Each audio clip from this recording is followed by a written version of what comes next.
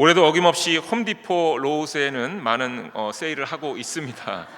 네, 새로운 툴들을 많이 사셨는지도 궁금하기도 합니다. 예수님께서 요한복음 5장 17절에 이렇게 말씀하셨어요. 예수께서 그들에게 이르시되 내 아버지께서 이제까지 일하시니 나도 일한다 하시매, 이렇게 말씀하셨습니다. 하나님 아버지께서 일하시고 예수님께서도 일한다 하셨으니 이것이 설마 짚고 치고 또 고기 굽고 하는 일이라고 생각하시는 분은 없으실 거라 생각을 합니다. 네, 그러니 오늘은 특별히 아버지께서 일하시니 나도 일한다 하시면서 일하지는 마시고요. 오늘 하나님 아버지와 더 깊은 교제를 나누는 시간이 되시길 주님의 이름으로 축원드립니다. 또한 육신의 아버지로서 가족분들과 함께 하나님 아버지의 마음을 전하시는 거룩하고 복된 날이 되시길 주님의 이름으로 간절히 축원드립니다. 아멘. 네, 오늘 설교를 시작하면서 먼저는 히브리서의 말씀을 함께 나누고자 합니다. 히브리서 5장 11절부터 14절까지의 말씀입니다.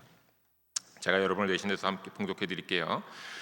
멜기세덱에 관하여는 우리가 할 말이 많으나 너희가 듣는 것이 둔함으로 설명하기 어려우니라.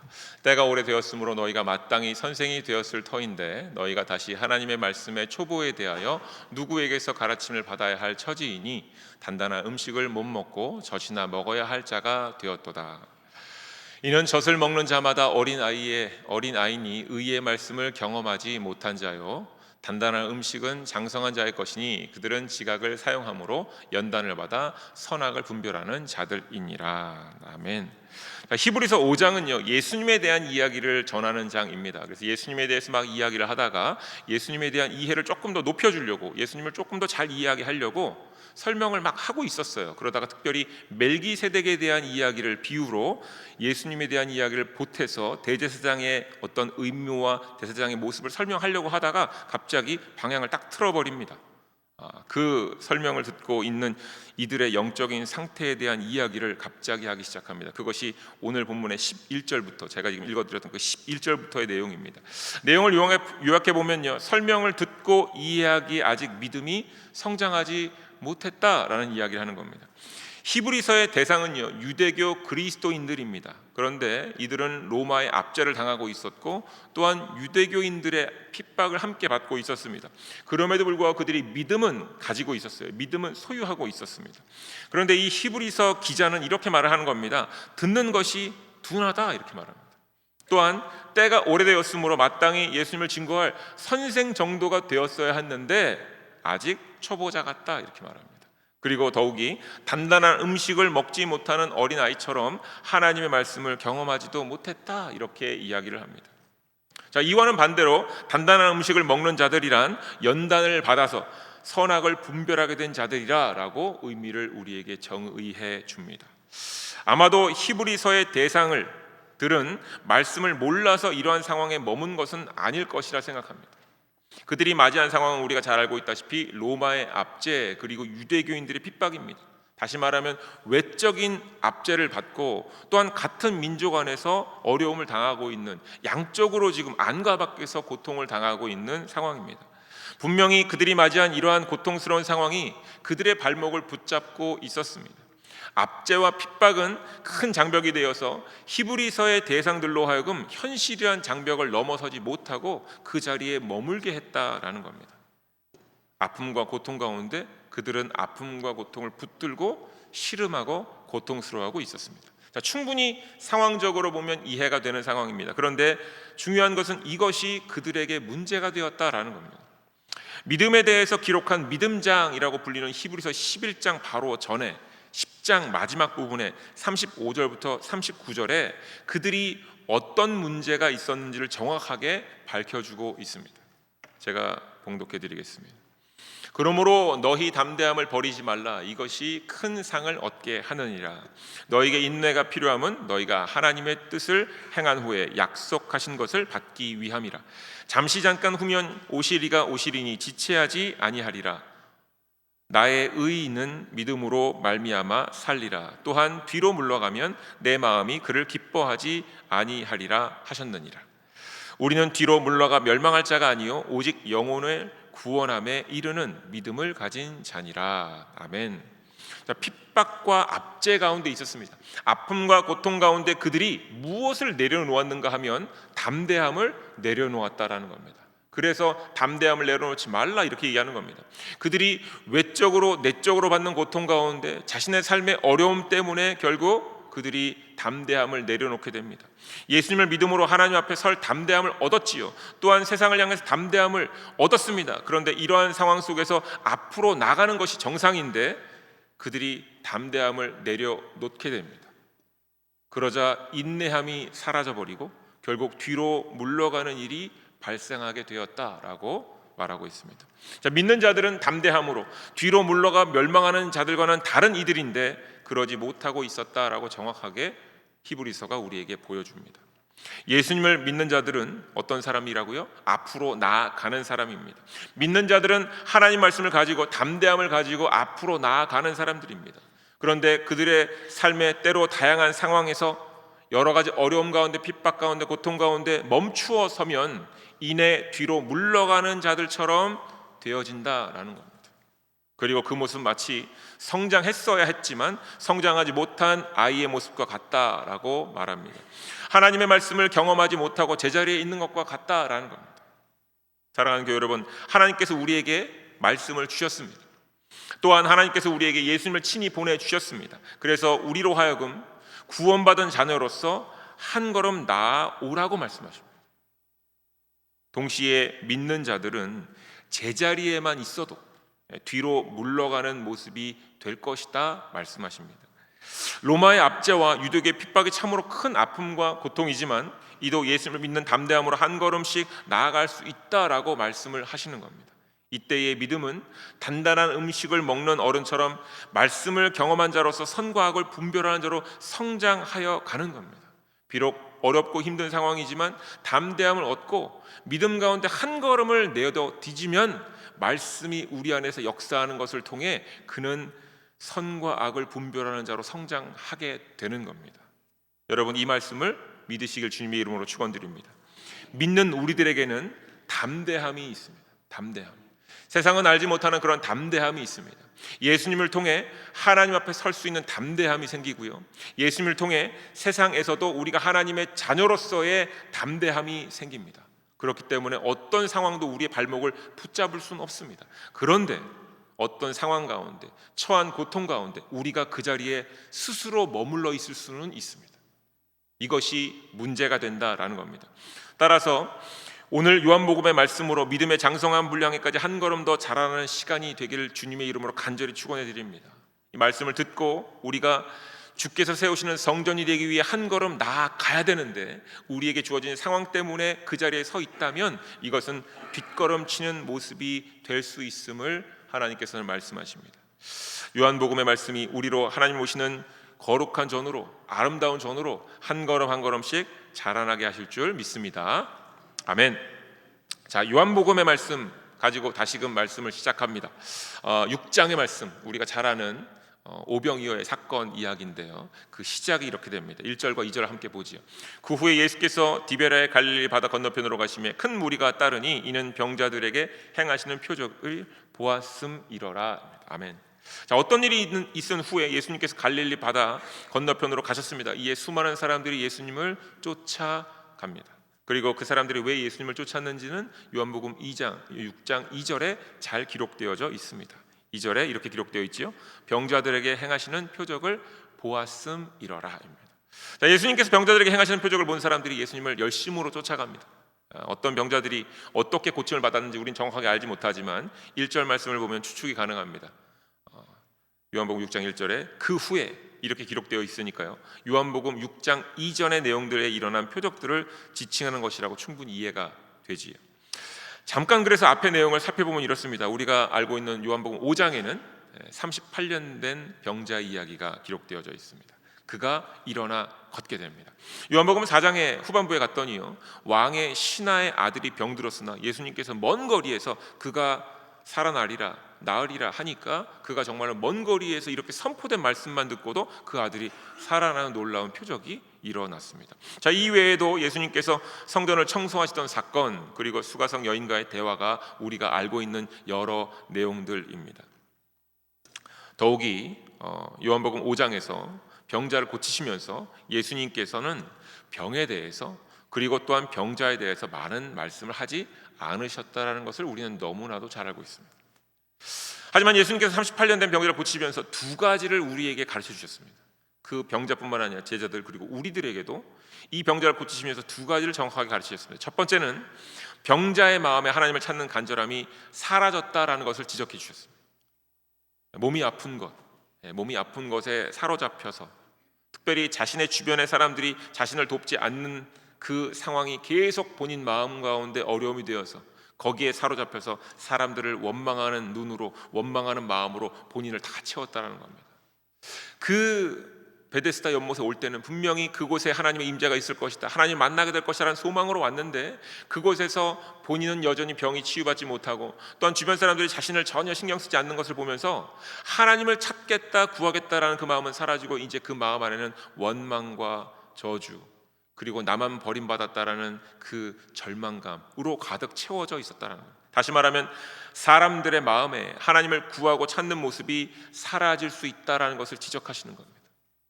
이 마음을 잊으면 안 된다라는 것입니다. 하나님을 찾는 간절함이 사라지면 위험하다라는 것을 이 병자의 사건을 통해서 우리에게 알려주셨고요. 두 번째는 예수님은 하나님의 뜻대로만 말하고 행동하신다는 것을 친히 말씀으로 보여주셨습니다. 하나님의 몸으로서 살아가시는 예수님을 보여주셨지요. 예수님은 하나님과 동등하시나 이 땅에 오심으로 말미암아 당신의 모든 생각은 내려놓으시고 하나님의 뜻으로만 살아가셨습니다. 즉 하나님께 구하고 하나님께서 허락하신 일들을 당신의 몸에, 예수님의 몸에 채우셨습니다. 그래서 몸된 공동체, 하나님의 부름을 받고 예수의 몸된 공동체인 우리가, 교회가 어떻게 살아가야 되는지를 친히 보여주셨습니다. 다시 말하면 믿음으로 산다라는 것은 사람의 생각을 멈추고 하나님의 뜻을 구하면서 하나님의 뜻대로 우리의 몸을 채우고 움직여야 하는 것임을 증거해 주신 겁니다. 자, 여러분, 표적의 사건 가운데 예수님께서 우리에게 친히 말씀하신 내용은 표적이 핵심이 아니라 말씀으로 우리의 몸을 채워 하나님과 함께 살아가는 것, 그리고 하나님을 향한 간절한 마음을 잃지 않는 것, 이것을 말씀해 주셨다는 겁니다. 표적을 행하시고는 능력에 대한 말씀은 일체하지 않으셨다라는 것이 중요한 포인트입니다. 자, 이러한 내용을 요약한 말씀이 사실 요한복음 2장 23절부터 25절에 먼저 기록되어져 있었습니다. 함께 보지요. 요한복음 2장입니다. 23절. 6월절에 예수께서 예루살렘에 계시니 많은 사람이 그의 행하시는 표적을 보고 그의 이름을 믿었으나 24절. 예수는 그의 몸을 그들에게 의탁하지 아니하셨으니 이는 친히 모든 사람을 아심이요 또 사람이 대하여 누구의 증언도 받으실 필요가 없었으니 이는 그가 친히 사람의 속에 있는 것을 아셨음이니라. 아멘. 예수님께서는 사람들 앞에 표적을 드러내셨고 사람들은 예수님의 표적을 보고 예수님을 믿게 되었다라는 겁니다.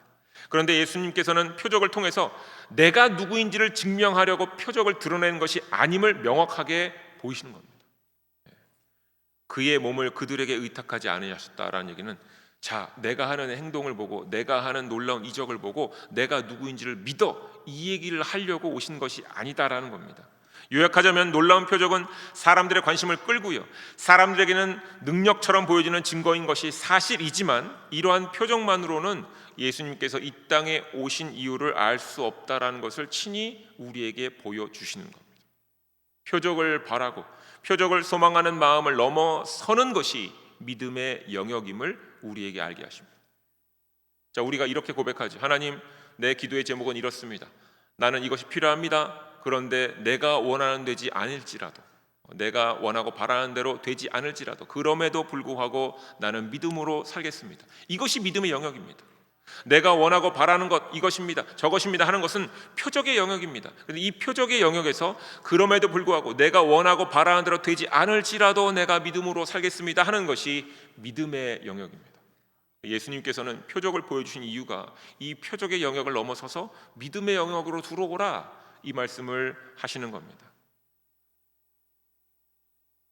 요한복음 6장은 표적에 대한 이러한 이해를 가지고 묵상하셔야 됩니다. 예수님께서는 표적을 드러내셨지만 표적에 의하여서 자신을 증명하려고 하지 않으셨다라는 것과 표적만으로는 예수님께서 이 땅에 오신 것을 온전히 알 수 없음을 기억하면서 요한복음 6장에 기록된 이 오병이어의 사건을 이해하셔야 됩니다. 그래야만 주께서 세우시는 성전으로 세워지는 과정을 제대로 함께 따라 걸으실 수 있게 될 것입니다. 오병이어의 상황을 설명해 보면 이렇습니다. 제가 조금 더 간단하게 설명을 드릴게요. 여기 등장하는 인물들이 있습니다. 첫 번째는 수많은 사람들, 또 하나는 예수 그리스도의 제자들, 그리고 예수님, 이렇게 있습니다. 자, 그리고 이때는 시기적으로 6월절입니다. 6월절은 출애굽 때 경험했던 재앙들 중에 10번째 재앙을 기억하는 절기이지요. 6월절의 여러분이 무엇인지 잘 알고 계실 겁니다. 6월절의 핵심은 무엇입니까? 6월절의 핵심, 애굽의 모든 가정의 장자들이 죽어요. 그 다음에 그 가정에서 기르던 모든 가축들의 첫 번째 소생은 다 죽습니다. 다시 말해서 이와 같이 모든 첫 번째 장자들과 첫 번째 태어난 동물들은 다 죽는 가운데 이스라엘 백성들만 이 양의 피를 문설주에 바름으로 재앙에서 벗어난다라는 이야기죠. 이것을 요약해 보면 6월절은 삶과 죽음이 하나님께 속했음을 알게 하시는 사건이자 이스라엘 백성들을 통해서 하나님께서는 하나님의 주권을 세상에 알리시겠다라는 사건입니다. 여기에 더해서 목숨만 건진 것이 아닙니다. 6월절 때에 어떻게 먹으라고 하셨죠? 음식을 허리에 띠를 띠고 신을 신고 지팡이를 짚고 막 떠날 채비를 하고 음식을 먹어라, 이렇게 되어 있습니다. 다시 말하면 세상의 주권자이신 하나님께서 능력을 행하실 때에 너희들은 이제부터는 하나님과 함께 동행하여 한 발을 같이 내디더라, 이 얘기입니다. 6월절의 핵심입니다. 하나님의 주권을 인정하고 하나님의 주권을 믿는 자들이여 하나님과 함께 한 발을 내딛고 나아가라, 이 얘기입니다. 자, 이러한 6월절의 표적을 따르는 사람들, 그리고 예수님의 제자들이 죽임당한 어린 양이란 이 예수님과 함께 지금 마주하고 있는 상황입니다. 6월절의 사건과 지금 이 백성들, 그 제자들, 예수님이 지금 같은 상황입니다. 마치 출애굽 시대의 상황과 매우 흡사합니다. 이것이 오병이어의 사건이 일어나는 배경입니다. 만약 여러분께서 예수님께서 물고기 2마리와 보리떡 5개로 성인 남성 5,000명을 먹이셨다, 그러면 그 안에 있었던 여자들, 아이들 다 포함하면 적어도 15,000명 이상을 먹이셨다, 얼마나 예수님의 능력이 놀라운가, 역시 예수님이다, 이것을 증명하려고 행하신 이적이 아니라는 겁니다. 예수님께서 나는 놀라운 능력을 가지고 있다, 나에게는 놀라운 능력으로 이런 일도 행한다, 내가 누구냐, 이 표적을 통해 내가 누군지를 증명하겠다라고 이 이적을 행하신 것이 아니라는 겁니다. 오병이어에 대해서 제가 조금 다른 설명을 드림으로 혼란스러우실 수도 있겠습니다만, 제가 요즘에 가장 많이 사용하는 표현으로 여러분께 다시 한번 질문을 드려보겠습니다. 예수님께서 오병이어의 이적을 통해서 예수님 스스로를 증거하시려고 했다면, 오병이어의 사건을 통해 이 표적을 통해 내가 누구인지를 증거하시려고 했다면 예수님께 십자가에 오르실 이유가 있었을까요? 이것입니다.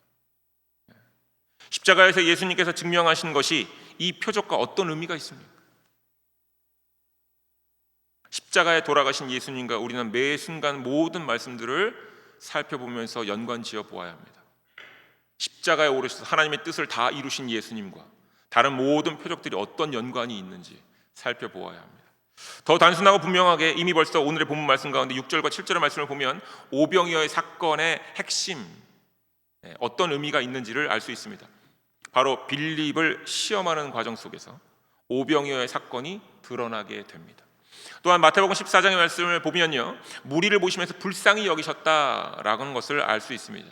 그래서 백성들을 불쌍한 마음으로 일으키신 표적인데 그 표적 안에는 빌립의 믿음을 시험하시는 과정이 포함되어 있다라는 겁니다.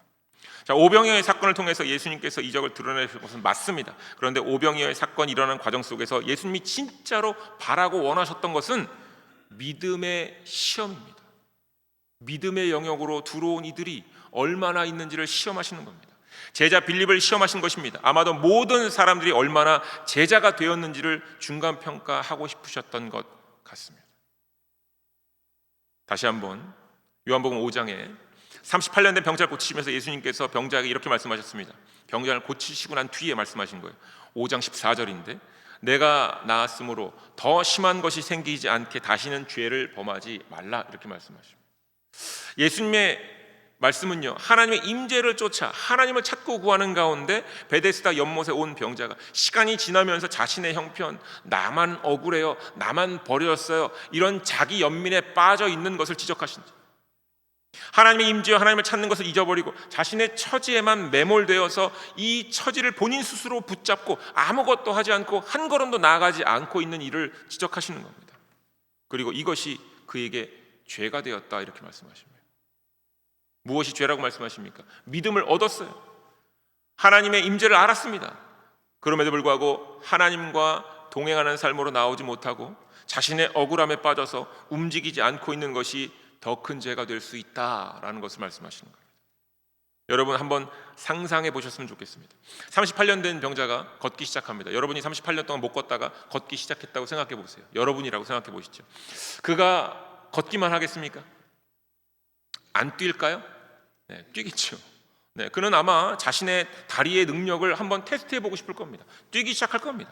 자, 여러분 막 뛰다 보면 때로 자빠지기도 할까요? 안 할까요? 네, 자빠지기도 하겠죠. 네.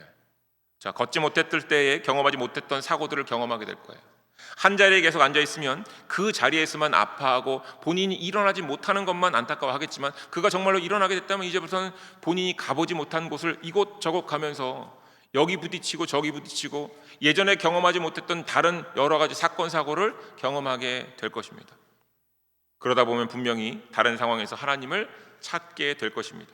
다른 아픔과 어려움의 상황을 분명히 만나게 될 것이고요. 그런데 만약 그가 여전히 자신의 생각에 빠져 있다면, 그가 병고침 받았던 그 표정만을 가지고 살아가는 사람이라면 그는 아마 하나님과 걷는 것을 하지 않는 상태로 또 다른 여러 가지 문제 가운데 하나님의 임재를 가운데 병고침과 사건 사고 해결만을 구할 겁니다. 무슨 얘기인지 아시죠? 그가 새로운 상황과 성평 가운데 많은 것들을 경험하게 될 텐데 그 가운데 찾아오는 모든 여러 상황 가운데 만약 그가 과거의 그 표적 하나만 붙들고 살아가고 있는 사람이라면 그는 여전히 수많은 사건 사건 가운데 계속 표적을 구할 겁니다. 하나님 이것도 고쳐주세요. 저것도 바꿔주세요. 그러지 않겠습니까? 결국 그는 더 큰 시름과 원망으로 가게 될 확률이 커지는 겁니다. 예수님께서는 이것을 걱정하셨습니다. 믿음이 견고하게 세워지는 것이 아니라 표적의 영역을 넘어서서 믿음의 영역으로 넘어가야 되는데 그럼에도 불구하고의 영역으로 넘어가야 되는데 여전히 믿음이 견고하게 세워지는 것이 부족하니 결국 표적을 쫓는 사람으로 전락하여서 결국 계속 표적만 쫓다가 불평과 원망과 아픔만 고백하는 사람으로 전락할 것을 걱정하셨습니다. 예수님께서 오늘 본 말씀 가운데 이 빌립에게 이제 물으시는 겁니다. 요한복음 6장 5절. 우리가 어디서 떡을 사서 이 사람들을 먹이겠느냐라고 얘기하자 빌립이 대답을 합니다. 6장 7절입니다. 각 사람으로 조금씩 받게 할지라도 200데나리온의 떡이 부족하리이다. 예수님 어림도 없습니다. 다 못 먹여요 여기 있는 사람들. 예수님께서는 사실 빌립에게 행하신 것이 바로 그의 믿음에 대한 시험이었어요. 6월절이 어떤 의미가 있다고요? 하나님의 주권을 체험하고 이제 하나님과 함께 동행하는 겁니다. 세상을 향한 담대함을 가지고 하나님께 동행하는 겁니다. 그런데 그때의 이 세상을 상징하는 애굽을 떠났던 그 사건을 기억하는 절기에 예수님께서 제자 한 명 중인 그 빌립을 대표로 하여서 하나님의 주권을 바라보고 있는지를 확인하시는 겁니다. 하나님의 주권을 바라보고 하나님과 함께 한 걸음을 뛰고 있는지 아닌지를 확인하시는 겁니다. 세상을 상징하는 애굽을 떠나며 하나님을 의지하며 하나님과 동행하던 이스라엘 백성들의 모습과 현재 지금 수많은 따라오는 사람들의 모습이 어떻게 다른지 혹은 같은지를 확인하시는 거예요. 여러분 이 빌립의 대답은 철저히 계산적이고 현실적입니다. 각 사람으로 조금씩 받게 할지라도 200데나리온 떡이 부족하리이다. 얼마나 현실적입니까? 예수님께서는 모여있는 사람들을 불쌍히 여기셨습니다. 그리고 그들을 먹이겠다라고 마음을 먹으셨어요. 하나님이 그들을 먹이길 원하신다라는 것을 확인하셨습니다. 그런데 빌립에게는 이런 마음도 없었다라는 겁니다. 하나님의 백성을 바라보는 눈이 없었습니다. 예수님께서는 뭐라고 말씀하셨습니까? 아무것도 스스로 할 수 없다라고 말씀하시면서 모든 일을 행하셨고 하나님의 임재와 하나님의 인도하심을 선포하고 있었는데 사람들과 제자들은 여전히 표적의 마음을 두고 있었습니다. 표적의 마음을 두고 있다라는 의미는 어떤 의미인가 하면 문제 해결의 마음을 두고 있다라는 다른 표현입니다. 표적에만 관심을 둔다라는 것은 삶의 문제 해결에만 관심을 두고 있다라는 표현입니다. 사람인지라 우리의 삶의 여러 가지 문제들을 해결하는 것이 참 중요합니다. 중요한 것이 사실입니다. 그런데 문제 해결에 집중을 하면 문제를 주신, 문제를 허락하신 하나님을 온전히 대면하지 못하게 되는 것, 이것이 더 중요한데 이것을 놓치고 있는 겁니다. 다시 말씀드릴게요. 문제를 우리가 바라보면서 문제 해결에만 집중을 하면 그 문제를 우리에게 허락하시고 그 문제를 통해 우리를 자라나게 하시려는 하나님의 모습이 보이지 않게 됩니다. 문제를 빨리 해결할 하나님의 능력만 필요하지 내 믿음이 성장하는 것과 내가 주께서 세우시는 성전으로 자라나는 것에는 관심이 사라지게 됩니다. 여러분, 짧은 퀴즈입니다. 제가 여러 번 말씀을 드렸는데 기억하시는지 모르겠습니다. 짧은 퀴즈예요. 대답해 보시죠. 죽은 나사로가 예수님의 능력으로 무덤에서 걸어 나왔습니다. 자, 이 죽은 나사로가 무덤에서 살아나자마자 가장 두려워한 것은 무엇이었을까요? 네? 안 들립니다. 네. 죽은 나사로가 무덤에서 살아나자마자 가장 두려웠던 것은 죽을 뻔했네. 네. 만약에 죽은 나사로가 그 순간에 천국을 맛봤다면 아마 살아나는 것을 기분 나빠했거나 원망했을지 모릅니다. 그런데 죽은 나사로가 만약 그와 같은 리액션을 보이지 않았다면 그는 아마 죽다 살아났네, 큰일 날 뻔했다, 그럴 겁니다. 여러분, 표적에만 집중을 하면 이렇게 됩니다. 믿음의 단계로 넘어가면 죽음도 우리에게는 영광입니다. 다르죠. 예수님께서 걸으셨던 십자가의 길이 바로 이런 과정이었습니다. 표적을 막 드러내셨어요. 사람들 앞에서. 그러니까 사람들이 표적을 보고 예수님의 능력을 보고 막 따르기 시작합니다. 그러니까 사람들을 예수님께서 이끌고 가십니다. 이끌고 가시는데 그 길이 십자가의 길인 줄은 사람들은 미처 몰랐습니다. 표적을 보고 표적을 드러내시는 예수님을 보며 따라가던 사람들인데 그들은 예수님이 최종적으로 향했던 길이 십자가 골고다 언덕인 줄은 몰랐습니다. 처음에는 좋았지요. 따라가면서. 그러다 보니까 자연스럽게 나도 예수님의 페이버 라인, 이너 서클에 들어가고 싶다. 내가 예수님의 오른팔이 될 거야, 왼팔이 될 거야. 막 이러면서 다툽니다. 싸웁니다. 그런데 이내 곧 십자가에 오르시는 예수님을 바라보게 됩니다. 유대인들의 삶의 문제가 힘들어하는 과정 가운데, 로마의 압제와 수많은 고통 가운데 삶의 문제를 해결해 주시는 것처럼 보이는 예수님의 표적을 보고 그들이 따라가기 시작합니다. 삶의 문제를 해결해 주실 예수님과 가깝게 지내려고 막 노력하다가 결국에는 예수님이 세상에 의해서 붙잡히고 세상에 의해서 고초를 당하고 문제 해결을 전혀 못하고 매맞고 욕받고 치욕스러운 일을 당하고 이제 십자가를 지고 골고다로 올라가십니다. 그리고는 십자가에서 돌아가십니다. 사람들은 그때 어떤 마음이었을까요? 이게 뭐지? 우리의 삶의 문제를 해결해 주신 줄 알았는데, 놀라운 표적과 이적들을 보면서 우리의 삶의 문제를 해결해 주실 거라고 생각했는데 이게 뭐지? 이게 무슨 일이지? 이게 말이 돼? 하면서 혼란스러웠을 겁니다. 하지만 이내 곧 부활하신 예수님을 통해서 제자들과 또한 믿는 사람들은 자신의 초점이 잘못되었음을 깨닫습니다. 우리가 모르는 하나님의 계획과 섭리가 있었구나. 인간의 눈으로 바라보는 게 전부가 아니구나. 초점을 내 삶의 문제에서 하나님께로 방향을 돌리기 시작합니다. 자, 이제 그들이 믿음의 영역으로 들어가는 과정입니다. 이게 십자가의 사건입니다. 자, 이러한 과정 가운데 오병이어의 사건이, 하나의 표적의 사건이 일어난 겁니다. 오병이어의 사건은요, 예수님께서 당신의 능력을 자랑하시는 사건도 아니고요, 예수님이 누구인지 스스로를 증명하시려고 행하신 사건도 아닙니다. 표적을 드러내시는 가운데 혹 믿음 얻는 이들이, 믿음의 영역으로 들어온 이들이 있는지를 시험하시는 장으로서 사용하신 사건이 오병이어의 사건입니다. 오병이어의 사건 뒤에 예수님의 반응을 한번 보시죠. 6장 15절 말씀입니다. 그러므로 예수께서 그들이 와서 자기를 억지로 붙들어 임금으로 삼으려는 줄 아시고 다시 혼자 산으로 떠나가시니라. 아멘. 아직 내가 가는 길을 아는 이들이 없다, 이렇게 말씀하십니다. 사람들은 여전히 자신의 삶의 문제를 해결하고자 예수님을 붙들었다라는 겁니다. 하나님의 임재와 하나님의 인도하심을 따라 동행하는 사람들은 적었다라는 겁니다. 세상을 바라보는 눈이 아직 바뀌지 않았다라는 겁니다. 믿음의 눈이 아직 열리지 않았다라는 겁니다. 사랑하는 교회 여러분, 예수님께서 보리떡 5개와 물고기 2마리를 가지고 성인 남명 남성 5천 명을 먹이신 사건은 분명히 놀라운 사건인 것은 맞습니다. 하지만요, 만약 여러분들께서 우리가 하나님의 말씀, 복음을 증거하면서 이웃들에게 예수님을 증거하면서 예수님에 대해서 말씀을 증거하면서 하나님의 구속사를 함께 설명하면서 예수님을 증거하려고 오병이어의 사건을 여러분이 만약 사용하셨다면 여러분은 이것을 잘못 사용하신 것입니다. 자, 우리는 표적을 증거하는 사람이 아닙니다. 우리는 믿음을 증거해야 되는 사람들입니다. 그런데 만약 믿지 않는 사람들에게, 예수님을 잘 모르는 사람들에게, 자 봐, 예수님이 5천 명도 먹이셨어, 이렇게 예수님을 소개한다면 예수님을 잘못 소개하는 겁니다.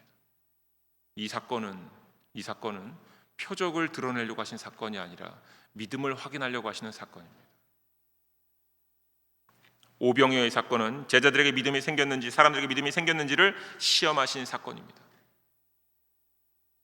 세상을 바라보는 사람들의 시선이 바뀌었는지, 하나님의 주권을 진정으로 믿으면서 세상을 하나님의 말씀 가운데 한 걸음 더 나아가고 있는지를 묻는 사건입니다. 만약에 여전히 오병이어의 사건을 바라보면서 우리도 이와 같이 이런 일들이 우리의 삶에서 일어나면 좋겠다라는 생각이 여전히 우리 마음 안에 크다면 아직 세상을 바라보는 시선이 바뀌지 않았음을 여러분들 인정하셔야 됩니다. 그리고 고백하셔야 됩니다.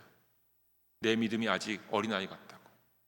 하나님의 주권 앞에서 담대함으로 나아가지고 있지 못함을 여러분은 시인하셔야 됩니다. 아직 제가 그럼에도 불구하고의 그 믿음으로 나아가지 못하고 있습니다. 고백하셔야 됩니다. 사랑하는 교회 여러분, 주께서 세우시는 성전이 되기 위해서 우리는 표적을 따르는 큰 무리들 속에서 나와야 합니다. 표적을 따르는 큰 무리들 가운데 있으면 있는 믿음도 없는 믿음처럼 사용하게 됩니다. 먼저는 표정에 집중하고 있는 우리의 마음을 내려놓아야 합니다. 표적으로 상징되는 삶의 문제들의 마음을 빼앗기면 안 됩니다. 삶의 문제에 여러분들의 모든 관심을 다 쏟아버리면 안 됩니다. 이는 쉽지 않습니다. 왜냐하면 우리의 삶의 모든 문제들이 대개 먹고 사는 문제와 직접적으로 연관되어 있기 때문에 그렇습니다. 그때는 광야를 생각하셔야 됩니다. 일용할 양식을 채워주셨던 하나님의 주권을 기억해내셔야 됩니다. 아무리 삶에 먹고 사는 문제가 너무나도 힘들고 어려울지라도 이러한 문제를 품고 있는 우리의 마음에 우리 스스로 하나님의 말씀을 선포해야 됩니다. 예수님께서 하셨던 것처럼 그렇게 선포하셔야 됩니다. 예수님이 뭐라고 선포하셨습니까? 나는 스스로 아무것도 할 수 없다, 이렇게 말씀하셨습니다. 맞습니다. 우리의 삶의 문제, 하나님, 우리는 아무것도 스스로 할 수 없습니다. 하나님, 우리와 함께 하시고 한 걸음을 내딛게 하여 주시옵소서. 이렇게 여러분 마음에 선포하셔야 됩니다. 하나님, 내 이 삶의 문제들, 하나님, 내가 이거 문제를 해결하려고 하나님께 매달리지 않고요, 내가 하나님의 주권을 믿고 내가 아무것도 스스로 할 수 없음을 알기에 믿음으로 한 걸음을 내딛어 보겠습니다 하는 마음으로 나아가셔야 됩니다. 그리고는 예수님께서 하신 말씀을 기억하십시오. 또 내 아버지께서 이제까지 일하시니 나도 일한다, 이 말씀을 여러분 마음에 선포하십시오. 내가 정말 아무것도 할 수 없어요. 저는 너무 부족합니다. 그러니까 저는 그냥 이 자리에 앉아 있을게요.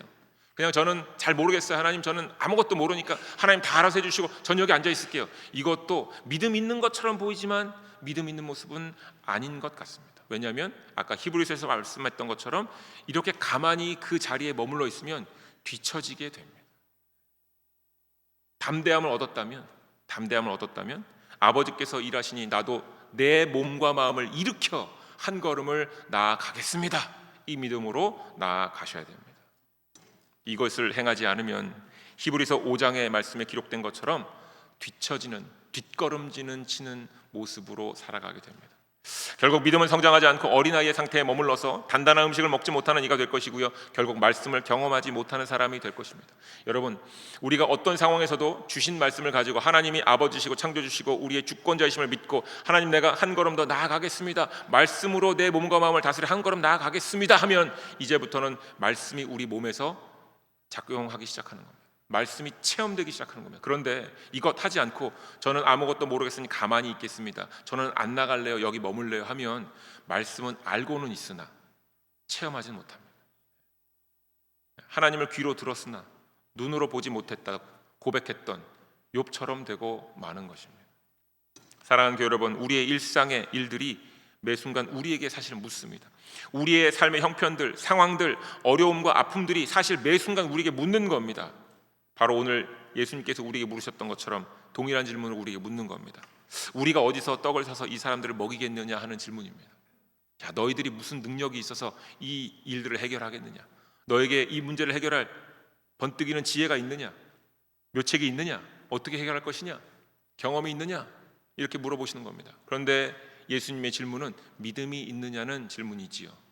너희에게 나름대로 노하우가 있느냐라는 질문이 아닙니다. 이에 우리는 예수님께서 행하신 것처럼 우리 손에 주어진 것이 비록 보리떡 5개, 물고기 2마리, 이 큰 사람들에 비하면 다 먹일 수 없는 정말 작은 것이지, 그냥 나 하나 배부를 정도인데 이 정도입니다. 일용할 양식, 나에게 주어진 작은 것. 근데 예수님께서 이것을 가지고 감사기도 하시고 이것으로 한 걸음 나아가시자 하나님의 놀라운 능력이 생겨서 그 능력이 그대로 드러나 모든 사람들을 먹이셨습니다. 예수님이 장담하고 이 일을 행하신 것이 아니라 하나님의 말씀 가운데, 인도하심 가운데 행하시는 겁니다. 마찬가지로 우리도 우리의 손에 주어진 작은 것, 그저 나 하나만 책임질 수 있는 것, 비록 보잘것없는 능력처럼 보일지라도 우리가 믿음 가지고 이것을 감사기도로 올리고 이를 가지고 믿음으로 한 걸음 행하여 나갈 때 말씀의 능력이 우리의 삶에서 드러나게 될 것이고 우리의 믿음은 성장하게 될 것입니다.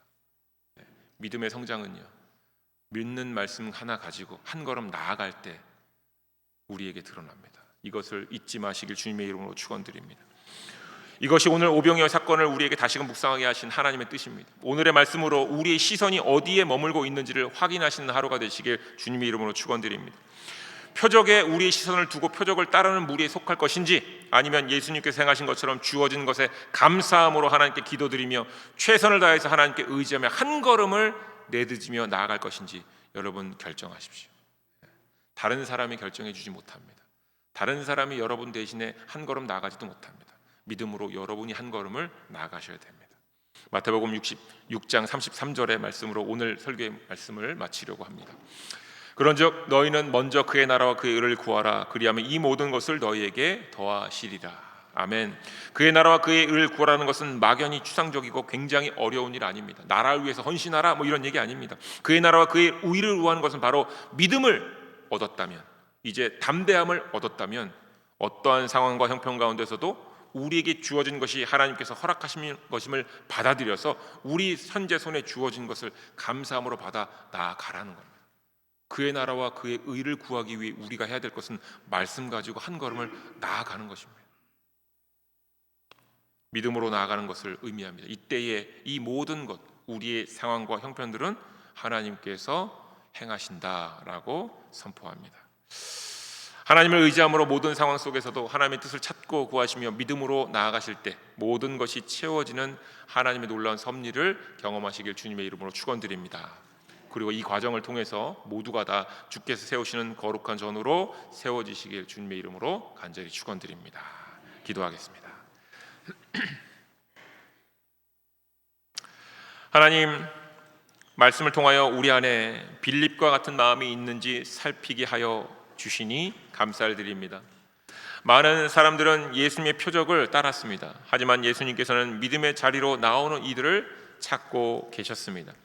오병이어의 사건도 구원의 역사에서 참으로 중요한 사건이지만 이러한 사건의 현실의 자리에 문제를 해결하고자 하는 그 마음에 우리가 멈추어 서지 않게 하여 주시옵소서. 표적은 지나가고 사라지며 결국 남는 것은 믿음의 자리임을 알게 하여 주시옵소서. 예수님을 따르던 이들이 예수님의 십자가 앞에서 자신들의 믿음 없음을 목격합니다. 그리고 예수님의 부활하심으로 그들이 믿음의 자리로 인도함을 받게 됩니다. 세상을 향한 담대함을 얻고 죽음을 받아들이고 죽음을 넘어서는 자들이 됩니다. 하나님, 오늘 우리도 빌립의 자리를 넘어서게 하여 주시옵소서. 현실적으로 계산하는 마음과 현실을 담아내려는 눈을 내려놓게 하시고 하나님께 감사함으로 한 걸음 나아가는 우리 모두가 되게 하여 주시옵소서. 눈앞에 현실에 나의 마음에 주저앉는 자들이 되지 않게 하여 주시옵소서. 오병이어의 표적을 행하신 예수님처럼 하나님께서 바라보게 하신 것을 따라서 하나님께 전심으로 의지하며 따르며 한 걸음 나아가 십자가에서 하나님의 뜻을 이루시고 부활하신 예수 그리스도의 그 걸음을 우리도 온전히 따르게 하여 주시옵소서. 예수님의 이름으로 기도드립니다. 아멘. 다시 자리에서 일어나셔서 마지막 찬양 드리시겠습니다.